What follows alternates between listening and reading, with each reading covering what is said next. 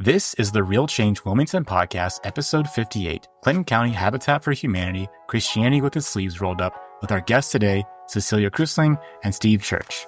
I like Habitat and working for this kind of organization because it's Christianity with its sleeves rolled up and helping people put a roof over their heads. And I think that's what the Restore does. And just hope that people have a better life through organizations such as this. What is going on, everyone? This is your host of the Real Change Wilmington Podcast, Dustin Pierce, joined with my co-host, Tiara Harris. Real Change is a positive, constructive, and lighthearted source of local news events and resources. In our podcast, we interview leaders of local organizations to help squash rumors and encourage a greater sense of pride in our community. We have a great interview for you today with our guests, Cecilia and Steve, over at Clinton County Habitat for Humanity.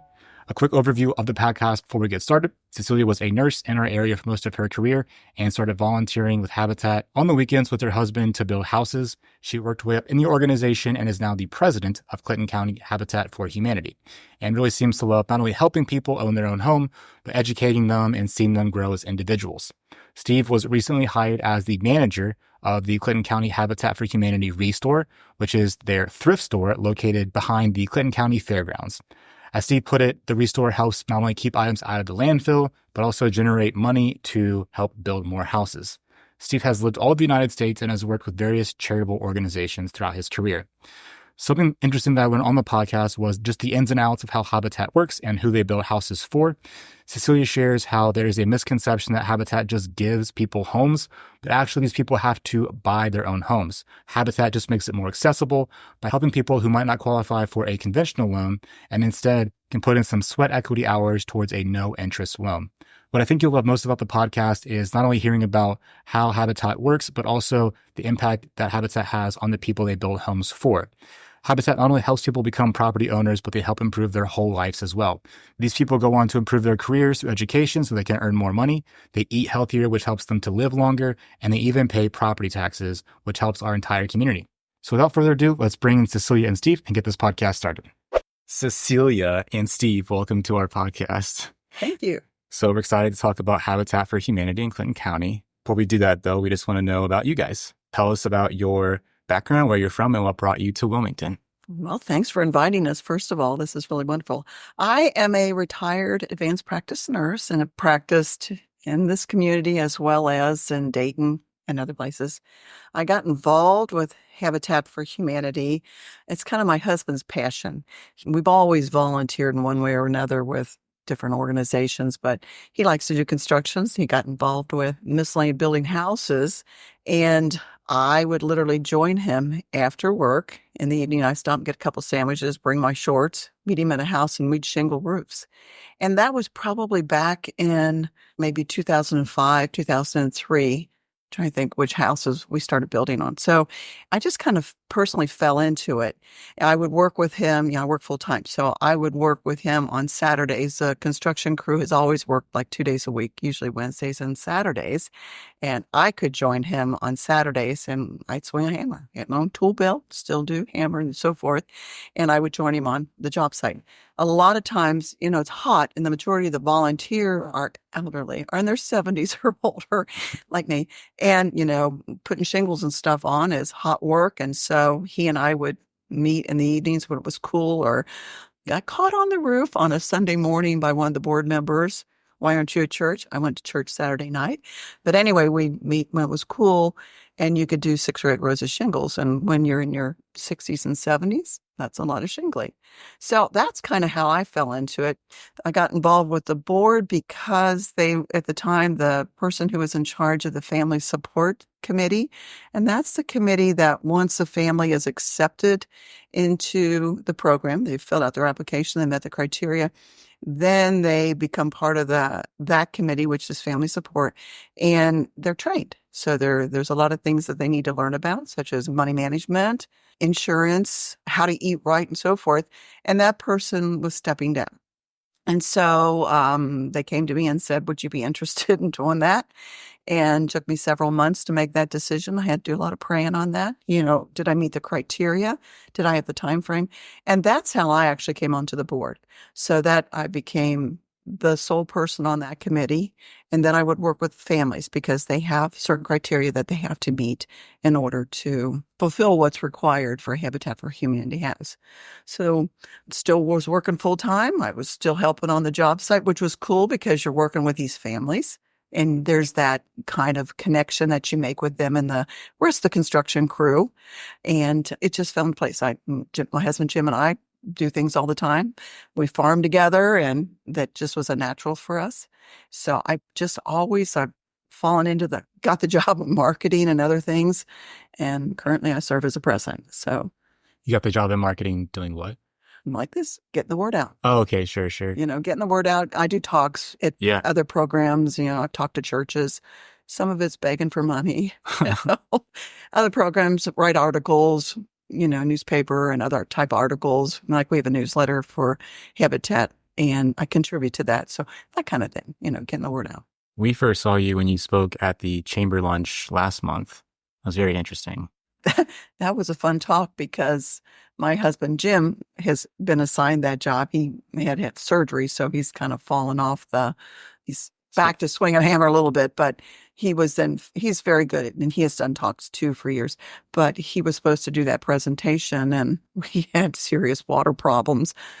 Our pump went out and so forth. So at the last minute, he said, "Hey, guess what? You're doing the talk." So that was kind of a comical presentation. I thought you did a really good job. I liked it a lot. It was cool to hear. I think, is one of your board members at Wilmington Savings Bank? Uh-huh. Well, he's not a board member, but he was it for a long time. Mm-hmm. And he's now our QLR, qualified loan officiator. Uh-huh. I think it was cool to have him there and just talk like the other side of things, of the financing of the families and how they've grown and stuff like that. So that was cool to hear. And the challenges they have, because probably none of these families would ever qualify for a conventional loan. Yeah. And that's a big deal. So why is that? And it may be that they just have not had good jobs, or they don't know how to manage their money well, or they don't understand that every morning you can't get your coffee at the drive-through. It's a teaching program. And that's the cool thing that I find with our families is I say grow, but their lifestyles get better. Maybe it's realizing that if they choose to improve their jobs, they're not in a low-paying job, maybe it's just going back and achieving a trade. And we've had that, which is so wonderful to see them come back, and now they're making more money and their life's better. Yeah.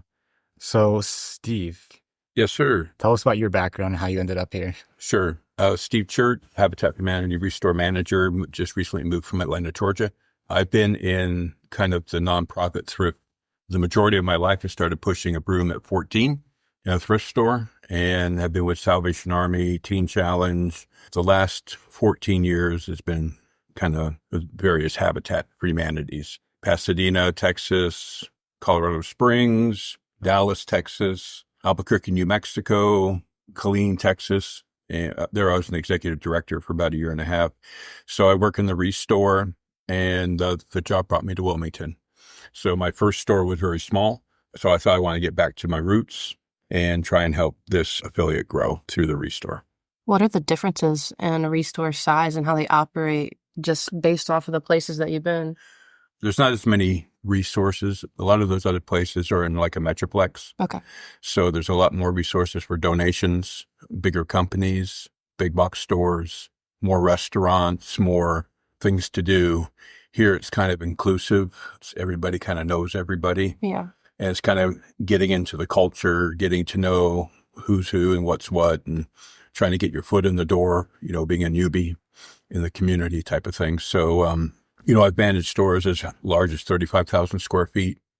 I think this one's like 9,600. A lot of them are in higher volume arteries, traffic wise and those type of things. And they have a larger marketing budget here. We have like a zero budget right now. We basically use Facebook, Instagram, those kind of things. Opportunities like this through the podcast to try and get the word out. The chamber presentation we recently did, and getting people to come to us, even though the store's been there in town for since 2006. Mm-hmm. Every time people say, "I didn't know there was a Habitat Restore here." So it's just getting out and getting the message out all the time about what we do and what we sell, how we help the affiliate and those type of things with the bottom line and that kind of opportunity. and giving donations a second chance, keep them out of the landfill. It's not a handout, it's a hand up type of thing. So the challenge I love is to make those new connections and putting those pieces of the puzzle together to get those donations in and helping organizations such as Habitat for Humanity, Clinton County. So would you say that you get more community donations than large-scale donations from corporations? Okay. Yes. We accept drop-offs, but I would think our higher quality items is we have to go out to someone's home and pick it up because they may be elderly, more mature stage in life, such as myself. But just to get out there and getting the items, getting that, I think when we talked before, we kind of used the analogy of you have to harvest the crops, and that's our low-hanging fruit. And, the things we get from someone's home, the replacement stuff. We have made some good connections with some local businesses, like if they're purchasing a new item, furniture, and they take that old item, that gently used item out of their house, instead of them throwing it away and adding to that business's trash bill, we come and get it, clean it up, and put it in the store, and it goes real quick. All the good stuff sells quick. Yeah. It's the more collectible items that sometimes sit around a little bit more, so we reduce those prices and try and get them out the door and get the money in the register. What's the requirements for pickups? Like, how far will you go? What's the scheduling like? Well, we've gone as far as Montgomery. Okay. We basically try and stay, within about 30 to 40 miles, and we try to cluster our pickups together. So we can usually pick up something within 2 days. And once we set up the time, we have people send us pictures, because gas is expensive. Yeah. Our truck is kind of convalescing right now. And so, we need a more well-functioning truck. Doesn't have to be brand new, but, something that operates in those type of things. So we'll go as far as 30, 40 miles. In town is better, but, we go Blanchester, Sabina, Washington Courthouse. We have gone in near Cincinnati, Dayton area. We can't operate a store in those areas, but if someone calls us, we can go pick it up. And you said that you can only pick up things that are on the first floor level, correct? Yes, we like to ask everything is on the main level of the home because we're not professional movers. Yeah. And we want to make sure that we're in and out of someone's home and we're not disrupting their lifestyle and everything. Because the closer we can get the stuff to the truck, the better. Yeah. So more about you guys. Tell us, are you married? Do you have kids? What do they do? I'm married to Jim. This is my second marriage. My first husband passed away after a long illness back in 91. I have 4 boys, and they're in Tennessee, Oklahoma. One's up near Kings Mill, and one there's very close to me. I have 7 grandkids. Everybody's doing well. Everybody's working hard. We farm on the side, so I was kind of dealing with cows and chickens this morning. I'm an advanced practice registered nurse and practice prescriptive authority, the whole bit up in this area. So I've been employed, but already had contracts with hospice and Highland District Hospital and Clinton County. Started at Clinton Memorial Hospital, worked as advanced practice up at Kettering, started the Sycamore Wound Center, which is part of the Kettering network. That's quite a while ago. That was a lot of fun and work, and also worked at the Valley. So on the side, when I'm not doing habitat stuff, I love to read. I'm an avid reader, but I love to quilt too. So I like the creativity of coming up with cool things. And it's a nice way to meet other people, other ladies, haven't been in our organization, but who of like kind. So that's a fun thing to do. Very active in my church. I sing at Catholic Church in Blanchester, and I'm the cantor. And that's another thing I love to do, one of my passions. So I'm always one of those that, you like to give back. It's that ripple effect, and it spreads to others, and it makes you feel good. And so that's kind of me. What was a defining moment of your life that's helped make you who you are or define your personality and values? I came from a big family. We're German heritage where, you watched your pennies. We didn't have a lot of money. You work hard. The work hard standard or ethic has always been part of my life. Maybe a little bit too much because I always feel like I have to be productive in the one way. So sometimes it's hard just to sit down and chill out, Education is very important. I got my nursing degree on my own. I had no help from my parents. I worked full time, raised a family, took care of a sick husband, and you just did it. So I have really high work standards. And it's good to share that with others. I always told my kids that they needed something. It didn't have to be a college degree, but a trade of some sort. So I got a diesel mechanic as one son. I have another son who's big at Cintas and the I think he's distributing products or whatever. Another son out in Oklahoma is big into computers, and my son down in Tennessee, who was very busy with insurance companies and then did computer things, and now he's farming. So it's just that, I don't know if that's a defining thing, but I think it was the way I was raised. Yeah. You know, my mom and dad the family was very important to them. We ate dinner around the dinner table. We went to church on the weekend. I went to Catholic schools, which were good schools. You learned how to problem solve and read and write a whole bit. Education was important. And then we always have been giving back in one way or another. You know, it's that, I guess, pay it forward thing. So I do go to Habitat for me because I love being with the people. But you do it because you're making other people better. You're making a change in the world. This might get edited from the podcast, but as a German person, do you know and like Goethe? I do not. You don't know? I know Goethe. You don't like it though. No, it's kind of like and I don't know. I think it's because I know what all goes into it. Okay. And we ate that a lot as kids, and my husband loves it. The Friday after Thanksgiving, we go to Indiana, friends of ours, and we slaughter hogs, and we make it. Oh, okay. And I know it goes in together. So that's just one of my, it's great. It's fine. Anybody can eat it. It's wonderful stuff. But it's one of the few things, and I eat anything just about. It's one of the few things I don't eat. Interesting. Okay. Isn't that weird? That's just my personal hang up. Is it worse than a hot dog? Yeah. Oh, I don't like hot dogs either. So, okay. Because there's nasty things. That's what I was asking. I don't know. My brothers and sisters, they make it and they eat it. And my husband, Jim, loves it. And he gets all the Goethe that's in their freezer. Oh my gosh. I think they make fresh Goethe at Trail House now. Do they? Jim Perky makes I it. should go back and eat it, but it's kind of like, I don't have to. So I'd rather have a salad or a big fruit cocktail or something. All right, Steve, let's hear about your life. So are you married? Do you have kids? What are some of your hobbies? Yes, I'm married to my beautiful wife. I'm saying that in case she's listening. Born in Pennsylvania, and I'm a fifth generation Salvationist, Salvation Army.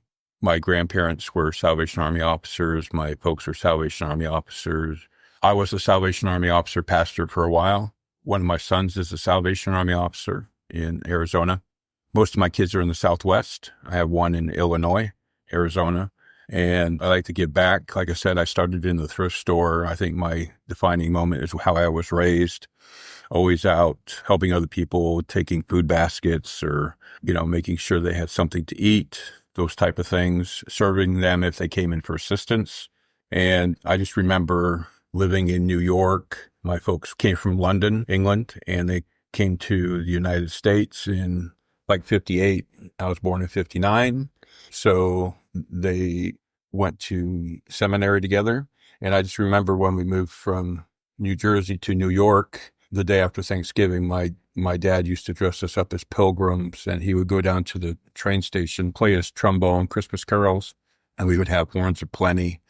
And people would donate money to the Salvation Army. And the baskets were so heavy, we could barely carry them, even way back then. So just helping people. I like Habitat and working for this kind of organization because it's Christianity with its sleeves rolled up and helping people put a roof over their heads. And I think that's what the Restore does. And just hope that people have a better life through organizations such as this. Like the Christianity with sleeves rolled up. I had that in my notes because I really liked it. Yeah. At the Lutheran church in our town now, they always have sayings on the outside. It says, be doers of the word. Right. Kind of in line with that. Right. That's awesome. Thanks for sharing that. So now let's jump into Habitat. What is the mission of Habitat for Humanity? Our mission is to build cost-effective, energy-efficient home for underprivileged people here in Clinton County. So we build all throughout Clinton County. We're working on house number 48 and 49. And we have a couple families in the Quay. We don't go too far in advance just because we're part of Habitat International, and we follow their same mission and vision. So we're part of them, and we represent them, so to speak. But Clinton County is a housing desert. Homes are a problem. You can't find stuff. And affordable homes are really hard to find. So if you're low income, good luck. Yeah. And the homes that we have people, when they come to us, it's sad. I mean, to hear them talk about the rats running in the walls and how ventilated they are, so to speak, because it's sad. So Do you know how long Habitat has been in Clinton County? Yes, this is a good history. So back in probably 93 or 94, Dick Neff, who's a retired nuclear physicist, and if you get an opportunity to meet him, it's wonderful. He's a fun guy, and he's so smart. But I would never have thought he was a nuclear physicist. Back in like 94 or so, the Ku Klux Klan was going to have a rally. They did a rally at the courthouse in Wilmington.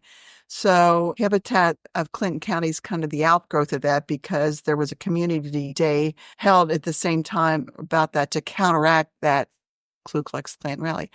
When I moved here, I did not know the Ku Klux Klan was really big in New Vienna. Like they had their own building and everything, which to me is very upsetting. But I'm older than you, Steve, and I have a history with all that stuff. So that kind of came out of a meeting. They were having this rally. And they had a community meeting, and there was like three guys, Rick Stanforth, Dick Chafin, and Dick Neff. And it's like, what are we going to do about that? And Dick was retiring, and he said, he was thinking, I'll go down and be a volunteer or build houses with Claremont County, because there's Habitat at that time down in Claremont County. And one of these guys was like, why don't you start something up here? So the way Dick explained it to me, that was kind of the beginning of it.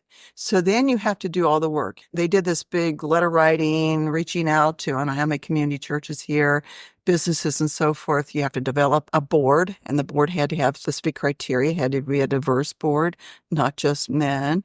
They had to develop the bylaws, and that kind of follows Habitat International's criteria, do their constitution and so forth, get their code of regulations and so forth. And so like in 1995, they said that articles, they were developed and incorporated and everything was approved. And that was kind of the beginning of Habitat here in Clinton County. So then they started building houses. And I think it took them about 2 years to get the first house built, which was completed about 1996. And then I think there's a couple years and the second house was built. And then historically on, they've had assistance from the college with students building homes. There was back there 1 year, they actually built 2 homes. But for the most part, initially they would build one house at a time. Now, except for COVID, we've been averaging 2 houses a year. Back in, I don't know whether it was 2005 or 6 or whatever, we built 3 houses at one time. They were all next door to each other. But it's volunteers. It's all made up of volunteers. We now have some paid employees, but for the most part, it's the volunteers who are building the homes. A percentage of the home is built by contractors. So we have Mick Gordley, who digs the foundations in Wilmington, and Dale Cochran does the ones in the outlying areas, and they hire someone to lay up the block and pour the foundation initially. But there's certain things that we do have contractors who do help us with, but they usually give us a good deal with that. So they're also working with our mission.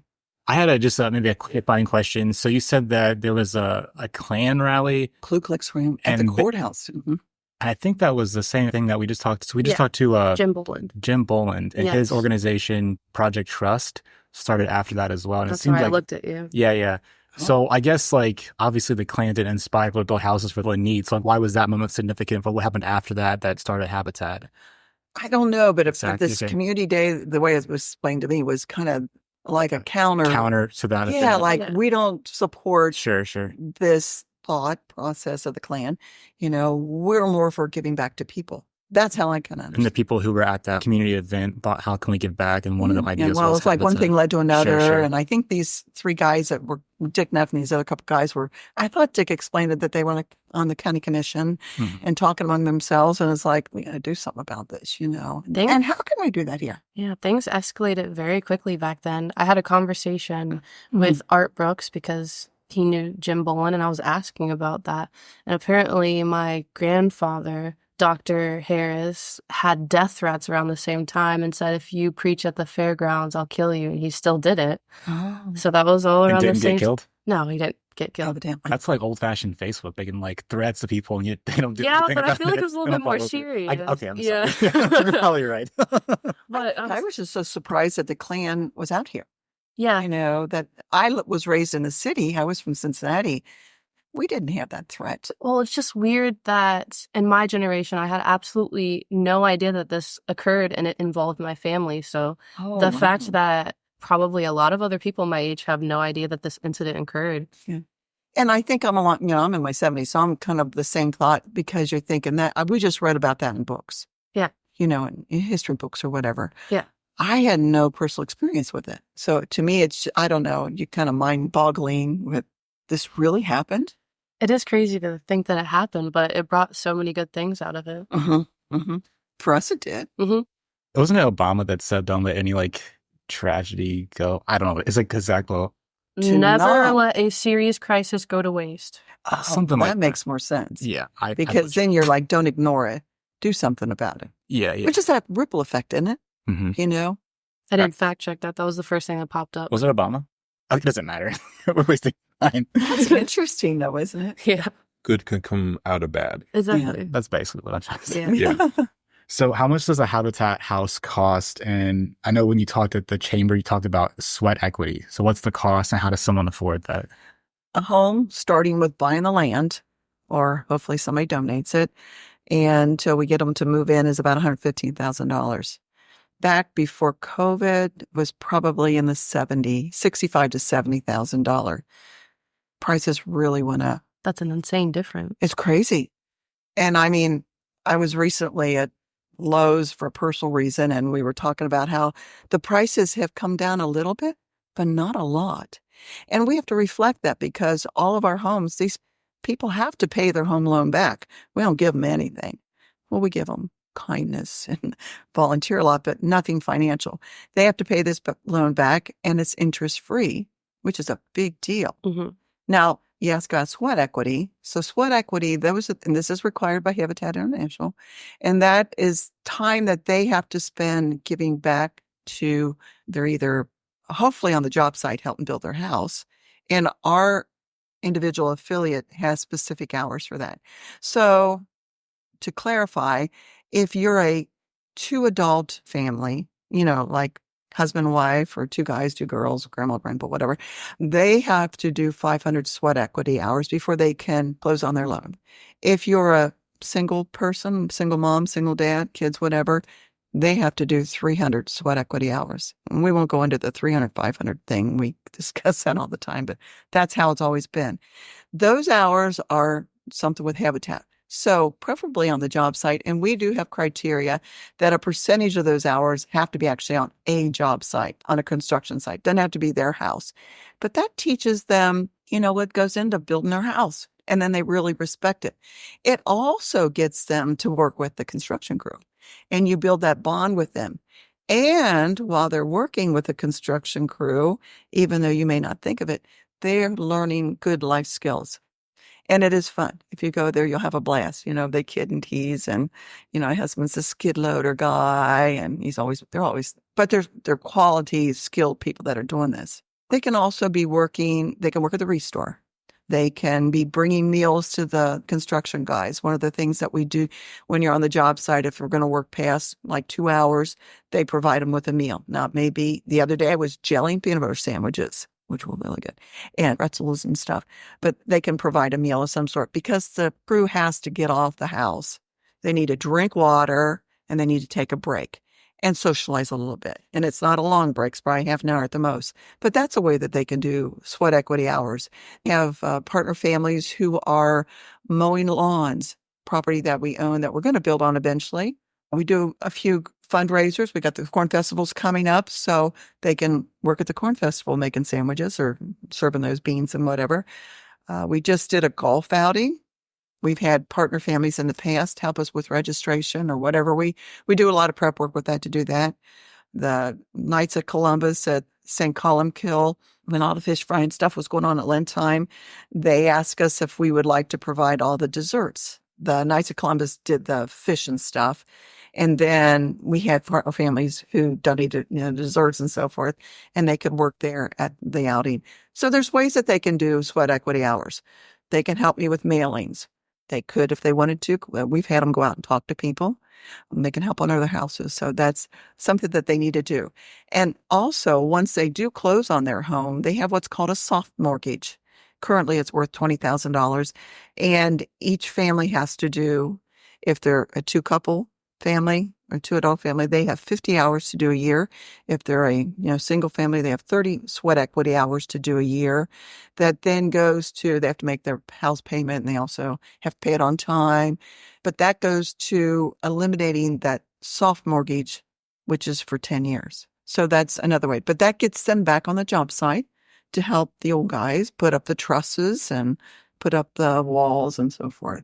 So is the soft mortgage like money you're giving them and they're just paying you back in sweat equity? Yes. And if see. they don't fulfill those needs, it's part of their principal. Oh, okay. So it gets added to the end. So if they decide to sell their home, say in 5 years, for one reason or another, they still have that soft mortgage attached to it. And if they have not fulfilled their sweat equity hours each year, then that, whatever it is, $2,000 a year, whatever, that soft mortgage is currently does not fall off. It's still there, and they have to pay for that. So that's the perks to, first of all, having them keep being part of our Habitat family, because that's what it is. You're part of this big family and sharing our mission, as well as getting a home that currently costs us, like $115,000 to build. And it does. And they're valued in the $200,000 range. So that's crazy. It's wonderful.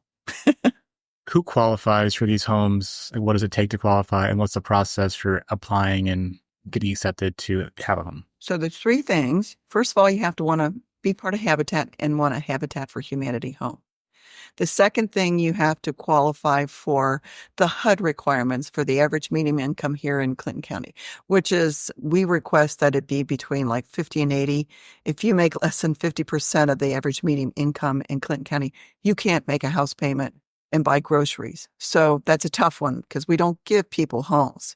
They have to pay that home back, and they have to be able to make that mortgage payment. And that home usually is paid for. They can get it paid easily with, actually, their house payment usually is less than a rent payment is around here for some of our apartments. But you can get it paid for in 20 years. Pretty good deal. But it's interest free, so that makes a big difference.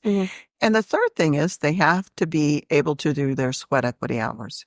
And if they can't do their sweat equity hours, or they're not willing to do their sweat equity hours, they won't qualify for a home. So, and we put them through a real extensive training program. They have to be willing to do that. Our support chair people, Beth and Rosedale, have a Money Smart budgeting program. That's a federal thing that we use. And they teach them about insurance, when you go get insurance on your home, which they have to have insurance on, they have to go find it out. How do you go shop for insurance? If you've never owned a home, or maybe you never owned a car, how do you understand that? Well, you usually have a lawyer come in and talk to them about wills, because you should have wills, especially if you got a kid or two. And your living wills, your, medical power of attorney, those kind of things. We're going to have a talk soon on emergency preparedness. What do you do if there's a tornado that goes through all the time? So there's these training programs. They have to go through those programs as part of it, but it educates them because it's educating them how to manage their money and improve their living conditions and so forth. So that's it in a nutshell, but it gets them as part of the family. So is there certain demographics you're going after, or like who even would think to reach out to you about a Habitat home? A lot of it lately has been kind of word of mouth. So homeowners are reaching out to other homeowners, and this is this fabulous house I have, and look what I'm living in. There is an application process. We have to research, do they have a job? Is that job, do they really go there? Are they really working? What is their income? Why is it that they need a Habitat for Humanity home? Maybe they just need to learn how to better manage their money, and they can apply for a conventional loan and get a conventional loan. They don't need to get a Habitat home. So it's those kind of processes. It's mostly income related. I would not qualify for a Habitat home because I had a good job, made good money, I've got good income. If I was buying a home, I could very easily qualify for a conventional loan. So it's a financial thing, and it's a need. We've got people, like I was saying, who I can see Donovan's face and him, how he talked about the home he lived in it. You're like, oh my golly gee. Or maybe they're dealing with mold, or we had one family that the child was wheelchair bound and I don't know how she got him up and down the steps. She carried him to get him. So she couldn't get him in and out of the apartment complex so she definitely qualified for him. So it's those kind of things. They need to fill out an application, fill in all the blanks, show what they've got. They have to tell us what the value of their car is and anything that they own that's of any, value, what their job is, what they make, prove it. show their tax forms and so forth. So there's a complex, and then that is reviewed and researched, and we go from there. So you said you're building 2 houses right now. What's the demographic of people you're building houses for? We're building a house on Cross Creek, and it's a grandma who's raising a 10-year-old. And I cannot tell you what her job is off the top of my brain. I'm sorry. The second home is over on Mulberry, and she's the one that had the son that they carried them, who unfortunately passed away, but she still qualifies. She raises mentally challenged people. So currently that's what we're building. We have a family of 4 that we will be building for next year. That'll be on Mulberry also. The wife is a primary wage earner. Husband works part-time because he is now in the role of raising these 4 children, which are very busy kids. So what's the role of like a volunteer? Well, it's what you want to do. So most of the volunteers want to work on the job site. So, I would see you, Dustin, probably as saying, hey, I'm free on Saturdays, and we're like, come bring your hammer, and you come and work on the job site. The job site, they usually start when it's really hot, like at 7 a.m., 7 or 8, and they work usually till about 1. And currently we've been working, it's sometimes weather dependent, but usually it's Wednesdays and on Saturdays. For a while they were doing like Tuesdays. It depends on if it's raining or whatever. So you might, Tira, also be, a lot of people want to work on the job site. They want to build houses, which is true. But then again, we have a small crew of volunteers at the Restore. Like Donna's coming in today to ring the register. Oh, we've had some of the partner families work in the back, moving product, helping do deliveries, things like that. So if you guys said, hey, let me help you with marketing, believe you me, we'd be meeting. Sure. Help me with that. So what's the history of the Restore with Habitat for Humanity, and when did that get started here locally? Well, first of all, there's about 850 restores nationwide, Canada, all through the United States. So it started back in San Antonio, Texas, as a conduit for extra building materials. So they opened a store from a home or whatever, and they tried to recapture some of the money from the things they purchased. So that took off. I think that they started back in like the early 80s, and now there's 850 restored. In 2006, somehow the Restore opened here from the... It was in 2005. 2005, excuse me. Millard Fuller, who started Habitat, he and his wife Linda were coming to talk at the college, and I was told that the secretary of our Habitat, and I don't have her name, she came to the Restore not too long ago, and now she might change what I was told, but next thing you know, she had started the Restore. He was giving a talk, and they had a building that I think was, owned by a company that they let her use for free, us use for free, and next thing you know, the Restore had started. So that was like, I thought it was in 2005 when Millard came and talked. My husband got to go to that. I didn't. I had to work. And it's been there, was there for a few years. And I think we've moved.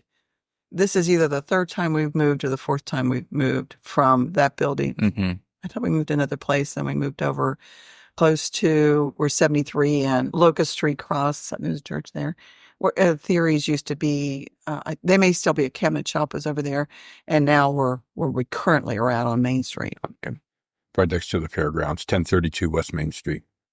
So right now, if you want to open a Restore, there's a stringent criteria that you have to get through Habitat International. So the way this came about was probably kind of... Before that? Before that, yes. I think accident. Yeah, and kind of materialized, for lack of a better description. So, yeah, like we said, the Restore sells all kinds of building-related materials, furniture, home goods. You never know what treasures you're going to find at the Restore. What are some of the proudest accomplishments that you've had so far with Habitat? I think it's the families. You develop and you see them grow. Their whole lives improve. They go from not knowing that they could ever own anything. Maybe their family never owned a home, so they wouldn't even think about it. And now they're proud homeowners.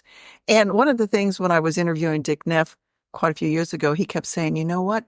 They are giving back to the community too, because they're now taxpayers. And we probably, last I heard, which I think was when Bob was talking at the chamber meeting, I believe our families, they pay $50,000 in taxes that comes back into Clinton County to improve the county. So That's crazy. I don't know if that's a personal accomplishment, but I look at that. Oh, yeah. That is fabulous. We're not just making people better. They may not know it, Sure. but they are making other people better. That's interesting. People that you're helping are helping the community. Well, Yeah. and then the Just soft mortgage that you have, so the people Yes. that were assisted can continue to assist others. Right. It's just a ripple effect. Exactly. It is. And it is. You develop these wonderful relationships. Saturday, one of the partner families came in, and I hadn't personally seen her in a little while. It was wonderful. We built her a house. It's by the railroad tracks. Her two boys are doing fabulously. They're both graduating now from high school. She's got a job she loves, and she's given back. And she's in her job is working with handicapped kids. And it was like, oh my God, old home week. How wonderful. Hugs, just gives you that warm feeling. Yeah. Steve, you've been with Habitat for a while. It's one of your proudest moments. Just being able to contribute at the end of the day, helping put a roof over someone's head by the revenue that we generate. Basically, very simple. I know it's making a contribution. However, the affiliate or the board of directors decides to use the money in the overall running of the organization. I just feel good at the end of the day. And here I can really say that it's with a sweat on my brow, because we don't have air conditioning per se. And when it's humid, You sweat first. I'm on the Habitat weight reduction program. Forced. Right. But just feeling good about helping those people, keeping stuff out of the landfill, making that connection in the community.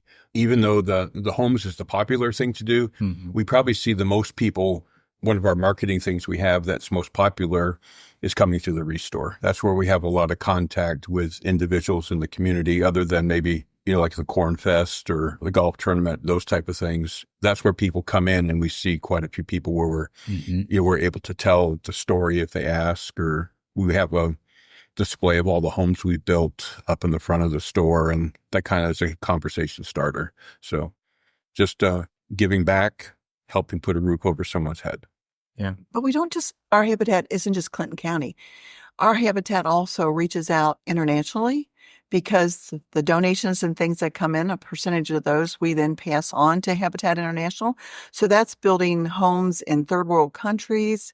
It's building homes in the United States that don't have like habitats like us that can build homes. We're helping not just locally, we're helping outside of the world. And I don't know if it still exists or not, but in Americus, Georgia, they used to have like a community. I don't know if it's still there. Jim and I did it. And it showed what these homes look like. I mean, people, you would say they'd just been through the hurricane or tornado like in Haiti, where it's tents and stuff, or sheeting and it's horrible, sewage running down those streets all over the world, India and all different places. And then you went a little bit further, and then it showed the simple four-sided concrete buildings that they moved into. So the homes that we built here in Clinton County look like mansions compared to that. But it's so cool to say that our dollar, and we could go on builds. Jim and I did a couple times. We did an RV build down south just because we wanted to with other habitats, and that was a lot of fun. But you can also go on these builds that you spend 2 or 3 weeks in different countries, wherever they're doing a build. I think they're going to do one. I want to say Venezuela, but I might be wrong on that. And so there's ways that it's not just here. You got to think outside the box, and it's worldwide, and it's cool what Habitat does. Is that something that, is that percentage something that you decide, or something that Habitat decides for all of its affiliates? Our board, we've given, what they usually do is they give us a list of places we can donate, and then we vote on it. So the board, I do the research, or others, I usually say to the board, will you do the research too? And then we make a decision on that. They give us a percentage. They like us to donate like 10% of our donations that come in along those lines, and we do the best we can. We've had times when we've been more generous than that, quite a few years in the past when we were more liquid with our finances. And then there's a disaster relief fund that you can do. There's orphans and veterans you can do. You can pick out one country. I think Cincinnati for a while there was using Cambodia, and our money can be directed there. It's kind of like a tithe. Yes, it is a tithe. Yeah. It is a tithe. like when you're going to church, you give so much percentage of whatever your discretionary income is. Except we can tell them where it goes, where Right. church. Right.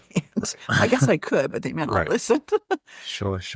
This next question is just about any like stigmas or rumors that you've heard in the community that you would want to address, maybe things that aren't true that made you laugh. But I know one of the things that we wanted to touch on is just about people's understanding of what affordable housing is.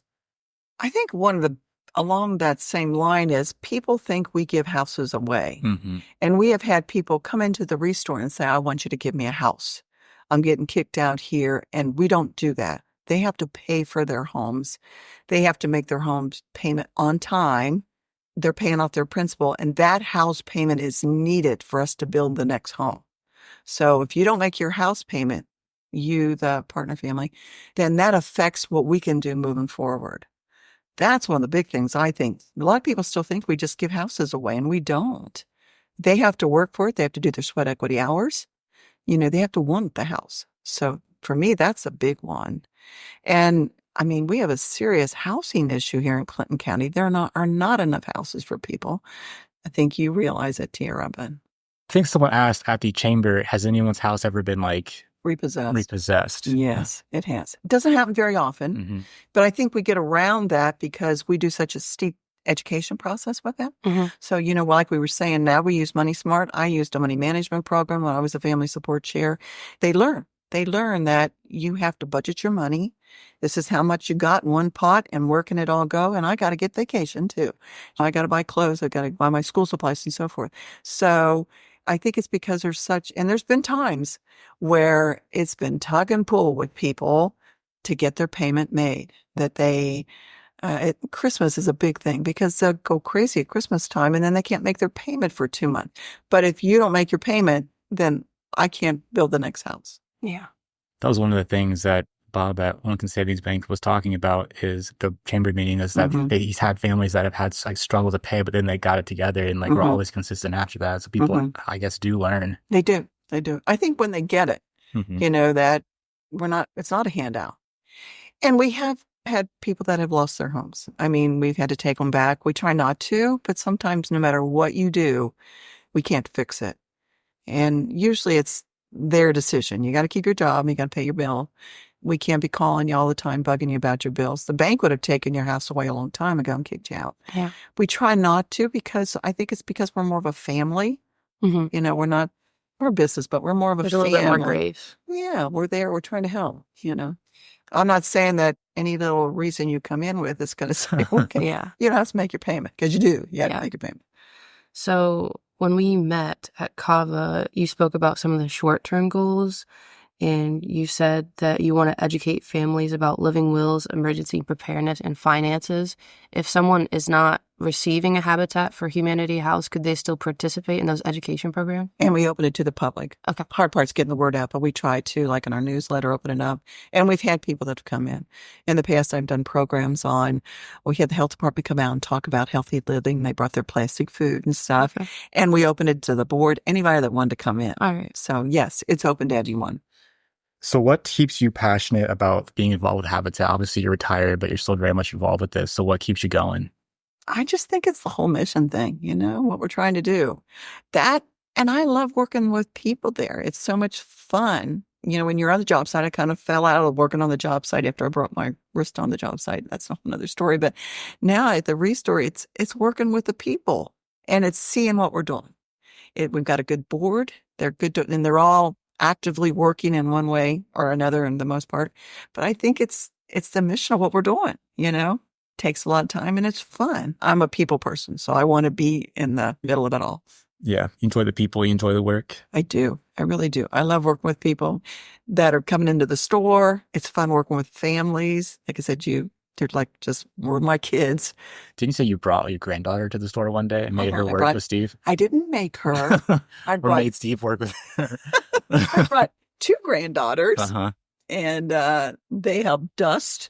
They help sweep floors. They put stickers on labels for Dave for his mailing thing, that were our marketing thing.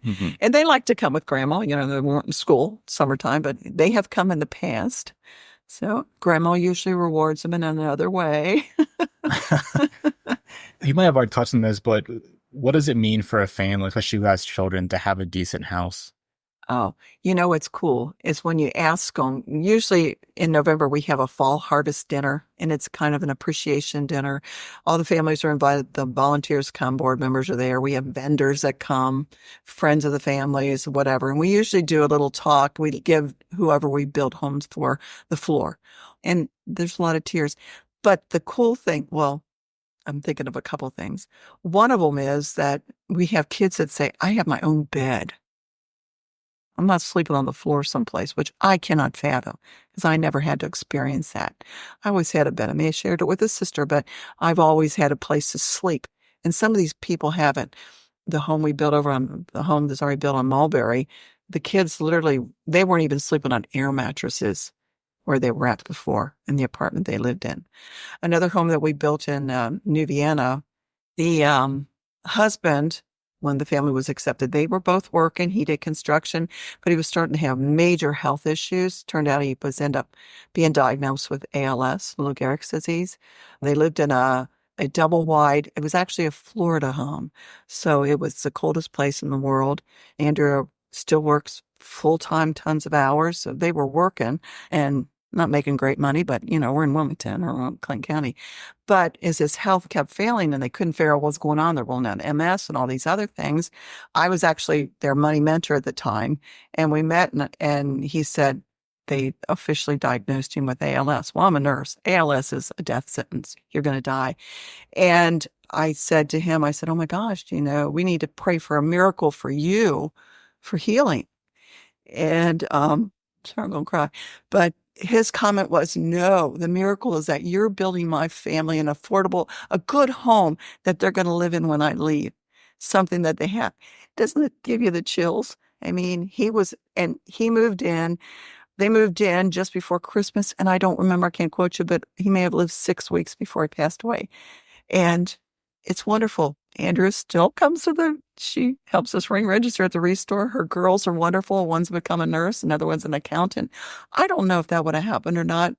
Emma's, I think, 14 and Emma's grown up, but that's just cool that we gave them the opportunity to do that. But to have him say, that's my miracle. Well, I want you to live. The hard part was when she would bring him to the job site. Now he was totally chair bound, but whatever. And he kept saying over and over again, I should be doing this. This is what I do for a living. I do construction. I should be here hammering and doing this stuff. At least she was able to get him there to see what we were doing. But isn't that wonderful? Mm-hmm. That's awesome. I know. Sorry. I have to get tissue. So we're going to wrap up here. What is a quote or piece of wisdom that's helped guide you that you like to share with other people? Well, in the Salvation Army, William Booth, who was the founder of the Salvation Army, with people in need, if you saw a need, his quote was, do something. Do something about it, or just do something. So to me, what inspires me about that is I think I'm doing something through nonprofit organizations such as Habitat for Humanity, through the Restore.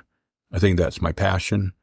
As I mentioned earlier, putting those pieces together, making those relationships. How can I move my customer into the volunteer mode and then maybe give some other financial resources? It's kind of like running a marathon or a relay. In the relay, you have someone run the first leg and they hand off the baton. So I'm handing off the baton to the next person. How can we build that relationship so that they can support Habitat for Humanity in the long term? So that's the quote, do something. Do something. Or it could be like the Nike, just do it. Just do it. So that's how I feel about it. And that's what the passion that drives me to help. Christianity with sleeves rolled up. Correct. That's exactly what I want to say, that we have a Christian mission. We're a Christian organization. I'm not good with quotes, but I kept thinking it's the pay it forward. Let me give you what I can give you. Let me pay it forward, because it's that ripple effect that then just reaches out to so many people. Yeah, you guys definitely embody that you're doing.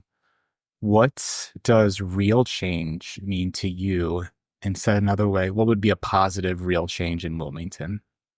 I think real change to me, is what the organization is currently doing. It's chipping away at that affordable housing component.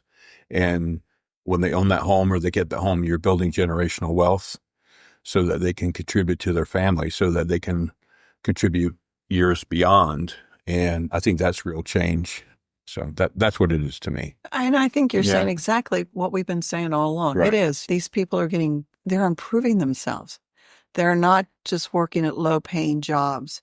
More job opportunities have come into Wilmington, which gives them a better opportunity to not have to go to Cincinnati or to Dayton to try to find something that's decent wages. You don't have to drive as far. So there's more jobs that are coming in there, but it's also giving them the opportunity. They can improve. Just don't get your high school education. Go beyond that, become an HVAC worker, business. Get your college education, do other things. So I think it's kind of on your tails there that it's improving these people. It sounds like you're giving them a solid foundation of the home and then the skills. So like the real change is like that progression that they're able to have. And we've heard stories, which we'd have to talk all day long about, families that health-wise have gotten healthier just because they don't have that worry and they can eat better. Mm-hmm. They can put their little garden in the backyard. And that's really wonderful because they probably wouldn't have, and they'd have died younger or incurred more health issues. So how could people get in contact with you or visit your establishment? Restore's located at 1032 West Main Street, right there by the fairgrounds on the corner of West Main and Josephine. And they can go to clintonhabitat.org and send us an email. Phone number's on there, and they can give us a call or send an email, and we can get in contact with them if they have a donation, or our store hours are on there as well. Okay. And if they want to become a volunteer or donate financially, they can reach out through calling the store, or they can email. They can contact me at president@clintonhabitat.org, and I'll divvy it to wherever it goes. Right. Or restore@clintonhabitat.org. Okay, great. Is there anything else that you guys want to speak about? Shop, donate, volunteer. Shop, donate, volunteer. You heard it here. If you have a box truck, they need one. Exactly. Yes. Go ahead and donate that box truck. To donate to help us purchase a replacement one. Boy, we sure could use it. Awesome. Thank you for being on our podcast and sharing your guys' story. And thank you for what you do in our community. Thank you. Well, that's it for our podcast today, folks. I hope you enjoyed our interview with Cecilia and Steve at Clinton County Habitat for Humanity. If you have any more questions for them, please feel free to reach out to them directly. If they'll talk to us dorks, they'll certainly talk with you as well, because after all, we are a community of empowered individuals. If you want to get in touch with Real Change Wilmington, you can contact us on our website at realchangewilmington.com. Visit our Facebook and Instagram pages, or grab a free copy of our local newspaper at Kroger, Sam's Meats, and Fiesta Veracruz. We also currently send our newspaper direct mail to over 2,500 Wilmington residents. So if you want to help us cover our printing costs or advertise your local business, event, or job posting, please email us at advertise@realchangewilmington.com. With that, I'm your host, Dustin Pierce. Keep it real, Wilmington.